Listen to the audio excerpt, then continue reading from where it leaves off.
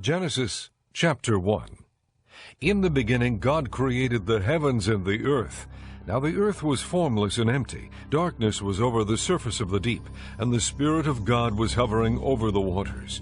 And God said, "Let there be light." And there was light. God saw that the light was good, and he separated the light from the darkness. God called the light day, and the darkness he called night. And there was evening, and there was morning, the first day. And God said, "Let there be an expanse between the waters to separate water from water." So God made the expanse and separated the water under the expanse from the water above it. And it was so. God called the expanse sky. And there was evening, and there was morning, the second day. And God said, "Let the water under the sky be gathered to one place, and let dry ground appear." And it was so. God called the dry ground land, and the gathered waters he called seas. And God saw that it was good. Then God said, "Let the land produce vegetation, seed-bearing plants and trees on the land that bear fruit with seed in it, according to their various kinds." And it was so. The land produced vegetation, plants bearing seed according to their kinds, and trees bearing fruit with seed in it according to their kinds. And God saw that it was good. And there was evening, and there was morning, the third day.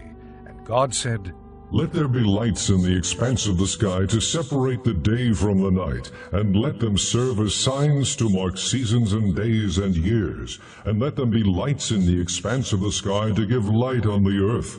And it was so. God made two great lights, the greater light to govern the day, and the lesser light to govern the night. He also made the stars. God set them in the expanse of the sky to give light on the earth, to govern the day and the night, and to separate light from darkness. And God saw that it was good. And there was evening, and there was morning, the fourth day. And God said, "Let the water teem with living creatures, and let birds fly above the earth across the expanse of the sky." So God created the great creatures of the sea and every living and moving thing with which the water teems according to their kinds, and every winged bird according to its kind. And God saw that it was good. God blessed them and said, "Be fruitful and increase in number, and fill the water in the seas, and let the birds increase on the earth." And there was evening, and there was morning, the fifth day. And God said, "Let the land produce living creatures according to their kinds, livestock, creatures that move along the ground, and wild animals, each according to its kind." And it was so. God made the wild animals according to their kinds, the livestock according to their kinds, and all the creatures that move along the ground according to their kinds. And God saw that it was good.